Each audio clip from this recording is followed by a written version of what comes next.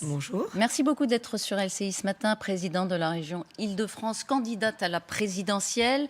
Emmanuel Macron a engagé un rapport de force hier pour accélérer les expulsions des clandestins, pour ne plus se prendre le mur du refus. Il durcit les conditions d'obtention de visa. Moins 50% Maroc, Algérie, moins 30% Tunisie. Vous le réclamiez, Valérie Pécresse. Emmanuel Macron le fait. Heureusement que l'opposition était là. On voit bien que le gouvernement agit contraint et forcé, mais c'est encore très insuffisant. Vous vous souvenez qu'Emmanuel Macron avait dit il y a 2 ans que 100% des obligations de quitter le territoire français pour les clandestins devraient être exécutées. 100%. Et aujourd'hui, nous découvrons que vis-à-vis de l'Algérie, 98% ou 99% des obligations de quitter le territoire français n'étaient pas exécutées. Qu'avec le Maroc, c'était 98%. Donc on s'aperçoit en réalité de l'impuissance des pays. De l'impuissance. Oui, mais aujourd'hui, les mesures sont totalement insuffisantes. Ce qu'il faut faire, ce que je ferai, c'est d'abord une loi constitutionnelle pour fixer des quotas migratoires par pays qui seront fixés chaque année par le Parlement, de façon à reprendre le contrôle de nos flux migratoires. Donc une loi constitutionnelle. Une loi constitutionnelle. Donc, vous réformez. Mais attendez, cette loi constitutionnelle, elle doit s'accompagner de la renégociation de tous les accords migratoires que nous avons avec les pays du Maghreb et avec les pays d'Afrique subsaharienne. L'objectif, c'est quoi? C'est de dire visa contre retour et que ce soit fixé dans un accord international et que les pays acceptent. Parce que pour l'instant, la suspension des visas que le gouvernement a proposée, c'est une suspension temporaire, c'est une opération coup de poing. Nous, il faut inscrire ça durablement dans nos relations internationales avec l'Afrique. C'est peut-être provisoire, mais dit-il, vous ne l'aviez pas fait, la droite, quand vous étiez au pouvoir. Ce rapport de force, d'établir ce chantage, entre guillemets, entre visa et effectivement retour, vous ne l'aviez pas fait. Donc, on va voir ce que ça donne. On ne connaît pas l'efficacité encore. Mais Madame Martichoux, nous reconduisions sous Nicolas Sarkozy 44% des personnes par an, des personnes qui avaient une obligation de quitter le territoire en 2012, 44%. Cette année, 12%. Voilà. Donc effectivement, le gouvernement prend cette mesure coup de poing, mais cette mesure coup de poing, elle est insuffisante. C'est durablement qu'il faut graver dans le marbre un nouvel accord migratoire avec les pays du Maghreb et les pays d'Afrique subsaharienne. Pourquoi il le fait hier, ça? Pourquoi il l'annonce hier, Emmanuel Macron? Parce que Emmanuel Macron, candidat, veut faire oublier toutes les défaillances d'Emmanuel Macron président. Et heureusement qu'il y a une opposition pour aiguillonner aujourd'hui le gouvernement et le forcer à prendre des décisions. On voit bien aujourd'hui qu'en matière migratoire, l'immigration est totalement incontrôlée. Vous diriez qu'il est sous pression, président, d'un débat qui est sur les questions régaliennes? Il est absolument sous pression. Un autre sujet, c'est celui des mineurs isolés sans papier, vous le savez bien, qui sont très très souvent instrumentalisés par des mafias. Ces mineurs isolés, la Cour européenne des droits de l'homme interdit de les raccompagner chez eux. Moyennant quoi, ils sont dans une impunité totale, puisqu'on ne peut pas les sanctionner véritablement, et ils repartent dans la rue commettre leurs méfaits. Donc je propose, et je ferai, une négociation avec les pays d'origine de ces mineurs pour obtenir, s'ils sont délinquants, qu'ils rentrent immédiatement chez eux. Je proposerai, etc. Vous insistez beaucoup sur ces questions. L'immigration, pour vous, ça va être un thème central de la campagne? C'est la crise d'autorité qui sera un thème central. La crise d'autorité qui fait que dans notre pays, nos lois ne sont plus respectées. Un pays dont les lois ne sont plus respectées n'est pas un pays fier, n'est pas un pays fort. Et en matière de sécurité, vous le savez, le sujet, c'est l'impunité.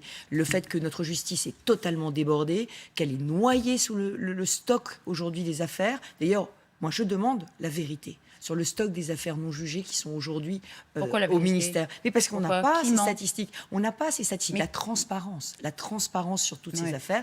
L'impunité, c'est quoi? C'est le classement sans suite systématique. Qu'est-ce que vous sous-entendez? On n'a pas les bonnes statistiques. Je sous-entends que quand je me déplace dans des quartiers sensibles, je vois des policiers agressés. Leur plainte est classée sans suite. Je vois des maires qui se font insulter. Leur plainte est classée sans suite. Donc aujourd'hui, on a des juges qui sont tellement débordés par le poussière sous le tapis où ils ne peuvent pas, ils n'ont pas les moyens. Ils n'ont pas les moyens aujourd'hui de répondre aux affaires dont ils sont saisis. Et nous avons besoin d'une impunité zéro en matière d'attaque aux personnes qui ont autorité, mais même en matière d'attaque aux Français tout court. Donc quand le président de la République est giflé, on n'a pas d'indicateur comparution fiable immédiate des délits en France. Aujourd'hui, il y a trop de classements sans suite. D'accord. Et il y a aujourd'hui trop de stocks d'affaires non jugées. Il y a des délais de justice qui sont énormes. Et quand les affaires sont jugées, les peines ne sont pas exécutées. Donc nous devons avoir des moyens supplémentaires pour permettre à la justice de juger vite, efficacement. Ce sont vos thèmes. Et d'exécuter les peines. Bah oui, là, c'est la crise d'autorité. Valérie Pécresse, ce matin, Gérald Darmanin donne une grande interview au Figaro. Voilà ce qu'il dit à propos de la campagne. Les Français, ils ont besoin de sécurité et de maîtrise de l'immigration, oui, mais c'est d'abord le travail et la baisse du chômage qui les intéressent. Sous-entendu, la droite fait beaucoup de mousse autour de sujets qui existent et qui sont existentiels pour les Français, mais c'est pas ça qui les intéresse d'abord. Alors, d'abord, moi, je voudrais répondre à l'interview de Gérald Darmanin, puisqu'il parle de tout ce qu'il fait contre l'islamisme. Il a des mots très forts. Hein. Nous commençons à diffuser la terreur chez ceux qui voudraient nous l'imposer, sous-entendu, leur loi islamique. Eh bien, nous ne sommes pas encore suffisamment armés, et notamment face aux djihadistes qui sortent de prison. Vous savez que nous tous les ans, commençons à diffuser la terreur. Tous les ans, il a raison ou pas? Nous commençons à diffuser la terreur. Non, on n'est pas du tout suffisamment armés. Je vous donne un exemple, mais qui est quand même très parlant. Des dizaines de djihadistes sortent de prison chaque année. Des dizaines. Et face à cela, impossible de faire voter une loi qui permette des mesures de sûreté pour les garder en rétention après leur sortie de prison. C'est une demande, c'est ce qu'on fait pour les pédophiles, criminels, psychopathes, c'est ce qu'on fait pour des criminels dangereux, et on ne le fait pas pour ces bombes humaines que sont les djihadistes quand ils sortent de prison. Alors voilà, on n'est pas armé aujourd'hui pour faire face à la radicalisation. Mais pour revenir à votre question, parce que je ne l'esquive pas, bien sûr, le pouvoir d'achat est une question majeure, bien sûr l'économie, et c'est pour ça que ma mesure phare, c'est une augmentation de 10% des salaires de la majorité des Français jusqu'à 2,5 SMIC pour permettre que le travail paye. Non. L'expression a fait Flores, c'est la vôtre. Non, Emmanuel Macron crame la caisse. Oui, mais moi je fais les réformes que Emmanuel Macron n'a pas fait. Geoffroy Roux de Bézieux. Et j'économise. Le patron du MEDEF, qui était à votre place lundi matin, il a dit faut faire attention aux dépenses inutiles. Il a parlé de tous les candidats à la présidentielle qui annoncent comme ça des augmentations de salaire. Alors vous, c'est plus 10%. Oui, mais moi, c'est financé. C'est financé par la réforme des retraites, par la réforme de l'assurance chômage étape 2, qui permettrait de mettre la dégressivité. Voilà, qui permettrait de mettre la dégressivité à partir, là aussi, de 2,5 SMIC, c'est-à-dire qu'on instaurerait une dégressivité de l'assurance chômage qui inciterait à partir de combien de temps ? À reprendre le chemin du travail beaucoup plus vite, à partir de 6 mois. C'était une proposition de la droite en 2017 qui n'a pas été mise en place. Donc à partir de 6 mois, les allocations chômage commenceront à baisser légèrement, de façon à ce qu'il y ait une vraie incitation à reprendre un emploi. Et par ailleurs, la réforme de l'État. Cette réforme qui permettra enfin de ne plus être champion du monde des impôts avec des services publics qui ne sont pas champions du monde, et de recentrer l'action de l'État sur ses vraies 3 principales missions: protéger, éduquer, soigner. Pouvoir d'achat, on va y revenir parce que ça m'intéresse de savoir ce que vous feriez, vous, si vous étiez aux manettes alors que les prix de l'énergie flambent. Mais je voudrais quand même qu'on s'arrête une seconde sur une phrase de Nicolas Sarkozy, hier, l'ancien président. Dans le débat politique, il y a un vide, dit-il, dont profitent les extrêmes. Le vide, précisément, pour lui, si j'interprète sa pensée, c'est l'absence d'idées, l'absence de propositions forte, c'est ce qu'il constate. C'est une pierre dans votre jardin, Valérie Pécresse. Vous prenez votre part, vous vous sentez concerné. Il dit qu'il y a un vide aujourd'hui dans le débat public qui n'est pas comblé et les extrêmes se précipitent. Aujourd'hui, il y a à choisir un candidat unique pour la droite. Et c'est vrai que on a pâti ces 3 dernières semaines de l'absence de processus clair de sélection de ce candidat. Maintenant que ce processus est clarifié, on va pouvoir débattre projet contre projet, idée contre idée. Et du coup, nos idées vont devenir audibles. Tant qu'il y avait cette focale sur comment désigner le candidat, on était sur le comment désigner le candidat, on n'était pas sur que disons-nous aux projet Français. Contre projet, dans des débats télévisés d'ailleurs. Absolument. Vous êtes pour? Moi, je suis prête à tous les débats. Si je suis prête à tous les débats. Vous direz oui. Je suis prête à tous les débats. Je suis prête à tous les débats. Bien placé. Je suis prête à tous les débats parce que là aussi, et j'entends la phrase de Nicolas Sarkozy, face à ceux qui polémiquent, il faut que nous proposions des solutions. Bon. Et c'est notre ADN. La droite de gouvernement, c'est un parti qui propose des solutions et qui fait. Bon, manifestement, il n'a pas son... Il n'a pas son compte, Nicolas Sarkozy. Il veut des Mais idées il l'aura, plus il fortes, l'aura. peut-être plus originales. Il l'aura. Tiens, une petite musique qui à droite. Vous me disiez ce que vous en pensez. Selon laquelle, finalement, le 4 décembre, vous arriveriez derrière un ou une candidate. Tout sera lié derrière un nom. Ce sera un congrès, non pas de sélection, mais un congrès de ratification. Vous pourriez vous rallier à Xavier Bertrand? En tout cas, moi, je suis prête à rassembler tout le monde derrière Non. moi. Est-ce Xavier que- Bertrand, Michel Barnier, je suis prête à porter Ma un question, je vais projet la de préciser. rassemblement pour la France. Est-ce qu'il pourrait n'y avoir qu'un seul candidat sur la ligne de départ le 4 décembre soumis aux adhérents LR? Mais Est-ce que d'abord- ça, c'est une hypothèse? Oui ou non? D'abord, Madame Martichoux, ce qu'il faut, c'est qu'on débatte et qu'on expose nos projets. Oui, mais vous ne me dites pas non. Je dis aujourd'hui que je suis prête à rassembler tout le monde derrière moi, mais que aujourd'hui, je participe à une compétition dont les règles ont été fixées, qui sont très claires. Donc, et l'idée qu'il y ait qu'un il seul vaut mieux une candidat le bonne, 4 décembre, vaut mieux une bonne Vous y compétition. êtes favorable. Il vaut mieux, non, pas du tout. Il vaut mieux une bonne compétition qui aboutisse à la désignation de notre candidat le 4 décembre, plutôt que Bon, une vive sélection la compétition. à la va-vite. Mais est-ce que vous pourriez vous effacer? Et est-ce que je pourrais gagner? Oui, est-ce Eh que ben vous pourriez oui, je vais gagner? gagner. La réponse est oui. Est-ce Je que vous vais pourriez gagner. vous effacer? Je vais gagner, Madame Vous Martichoux. ne répondez pas. Sondage Harris pour Challenge. Je réponds que je vais gagner. Oui, mais il y a une autre Je vais hypothèse. gagner Vous le allez gagner- Vous allez gagner le 4 Le 4 décembre. décembre. Avec tous vos candidats alignés ce jour-là, ou derrière vous, ou il y a une hypothèse que ce soit quelqu'un d'autre. Nous le verrons, l'avenir le dira, mais aujourd'hui, l'important, c'est de convaincre par nos D'accord. idées. C'est ce que Nicolas Sarkozy Mais- a dit d'ailleurs. Mais bon, je vous repose une dernière fois la question. Est-ce qu'il pourrait y avoir qu'un seul candidat? Vous dites oui si c'est moi. Si c'est moi, Donc, non. si c'est quelqu'un d'autre. je dis que je suis prête à rassembler derrière moi. Mais je n'impose pas ma candidature face à des militants qui souhaitent voter. Je souhaite que la Ouais. démocratie s'exprime. Et Parce vous que moi, je souhaitez n'ai pas peur de la Et par démocratie. parenthèse, vous souhaitez que Xavier Bertrand soit dans cette compétition. Il n'a pas Je souhaite, encore dit je souhaite que officiellement. tout le monde participe évidemment à ce qui est pour moi vraiment un rendez-vous Parce que démocratique. vous avez dit j'y vais. C'est il un l'a pas dit rendez-vous encore. démocratique. Oui. Et donc, je n'ai pas peur de la démocratie. Et je pense que la démocratie, elle est saine. Regardez les autres partis, la pratique aussi. On dit un mot de ce sondage. Hier, Harris Interactive pour Challenge qui positionne Éric Zemmour très haut. C'est l'Institut qui le porte au plus haut dans les sondages. D'ailleurs, rendez-vous à 19h dimanche pour un sondage IFOP pour LCI TF1.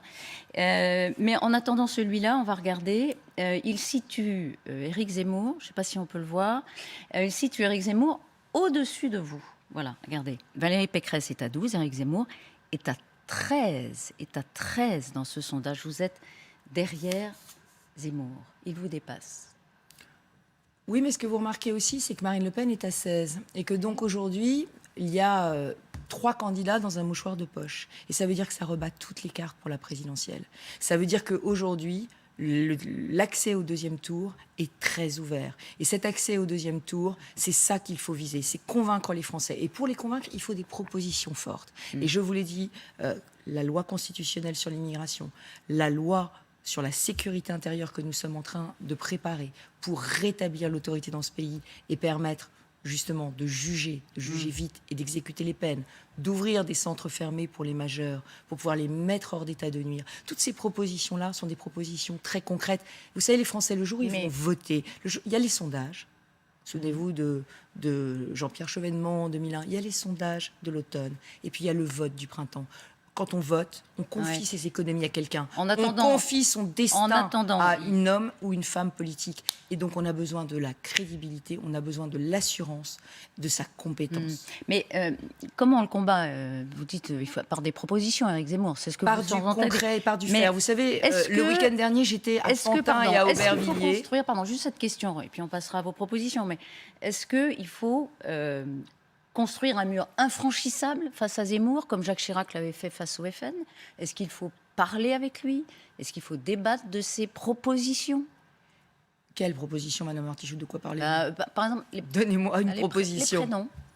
Oh, enfin, franchement, c'est pas à la hauteur du débat. On est aujourd'hui en train de parler d'un projet pour la France de 2030. On est en train de parler de comment redonner de la fierté française, de l'autorité, comment faire fonctionner la justice, comment faire fonctionner la défense, comment faire fonctionner la police. On est en train de parler de comment augmenter le pouvoir d'achat de 10% des Français. Quelle Et politique donc, énergétique. ces propositions de Zemmour, Mais on va parler de vraies propositions pour la France. ce sont des fausses propositions. Mais quelles propositions, Non, Madame bah, c'est- Artichou, vous les avez quelles entendues. propositions? Mais est-ce que Vous les avez tellement entendues, vous vous en souvenez pas encore un d'une débat. seule. Non, mais c'est pas À moi part qui le vais choix faire des la prénoms pub de des Zemmour, enfants. mais il les a bien développés face à Routel le Krief l'autre jour sur LCI. Mais il y a un débat à droite, et puis on passera sur ce sujet. Mais il y a un débat à droite.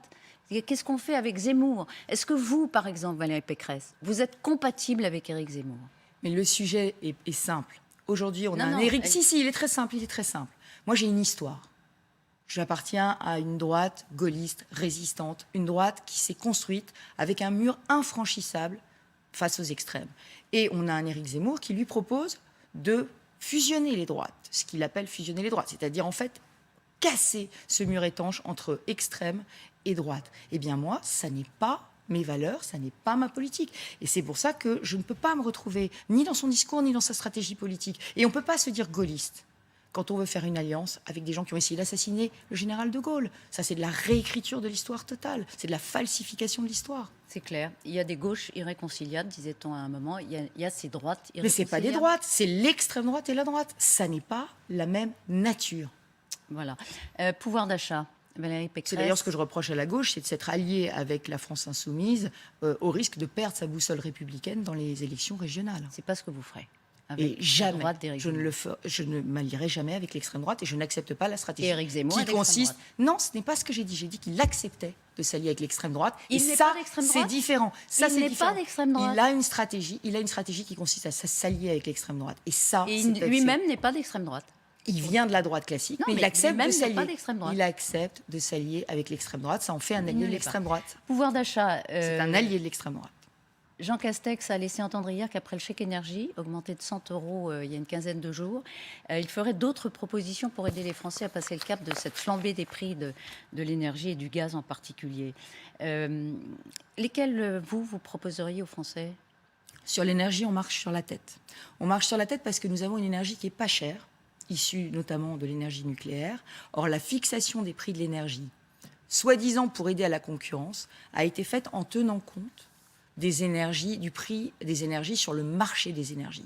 Or, c'est le prix des énergies qu'on dit fossiles, le gaz, le pétrole, est en train de flamber. Donc nous avons aujourd'hui un prix de l'énergie qui est anormalement haut par rapport à l'énergie produite en France. Donc il faut revoir les modalités de fixation de ce prix de l'énergie. Ça passe évidemment par une négociation européenne. Ça n'aidera pas les Français à court terme. Ah bah, à moyen terme, dans quelques mois, ça peut les aider, puisque vous savez que c'est en janvier que seront fixés les nouveaux tarifs de l'électricité. Donc il faut lancer cette négociation tout de suite. Il ne faut pas s'en prendre à Bruxelles, il faut agir maintenant. Première chose, revoir les prix de l'énergie. Deuxièmement, il y a une aberration totale sur la facture d'électricité, c'est qu'il y a des taxes pour le service public de l'énergie, pour le financement de l'énergie, il y a des taxes et il y a de la TVA sur ces taxes. Sur les taxes. Donc la taxe sur la taxe au carré. Ça ferait gagner combien ça parce que quoi, vous la supprimeriez il faudrait cette TVA? supprimer cette TVA sur les taxes. Et On ça paye ferait pas les gagner TVA sur les combien taxes. sur une facture? Sur une facture, ça ferait gagner à peu près 4%. Ça veut dire que la moitié de l'augmentation qui est prévue en janvier serait annulée si on remettait de l'ordre. Le gouvernement peut faire ça tout de suite. Le gouvernement peut l'annoncer dans le projet de loi de finances et le faire voter pour décembre et donc ne pas augmenter, ou augmenter de moitié moins la facture en janvier. Et puis il y a une dernière chose qu'on peut faire, c'est qu'aujourd'hui EDF vend son énergie à ses concurrents. Et elle pourrait en vendre davantage. Là aussi, c'est une négociation à mener à Bruxelles. Donc, vous voyez, si on veut défendre les Français et si on veut défendre les intérêts de la France, ça se passe au niveau européen, mais c'est possible. Il n'y a pas d'impuissance.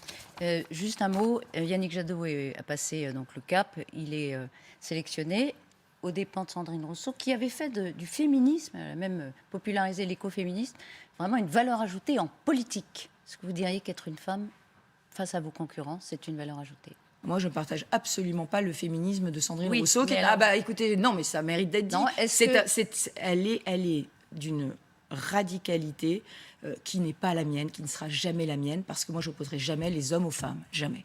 Est-ce que le féminisme est une valeur ajoutée en politique? Le fait d'être une femme, écoutez, en tout cas, pour moi, ça ne doit pas être un signe de dévalorisation, comme j'entends certains le dire, notamment chez Zemmour, où on entend dire que le pouvoir ne peut pas se décliner au féminin. Dans les grandes démocraties qui nous entourent, dans la gestion de la crise Covid, les femmes au pouvoir ont mieux géré. Et elles ont mieux géré. C'est une...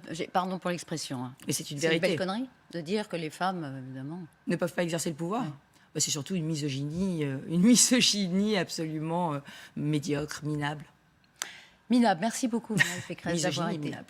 Misogynie, évidemment, on a entendu. Merci à vous d'avoir été ce matin sur LCI.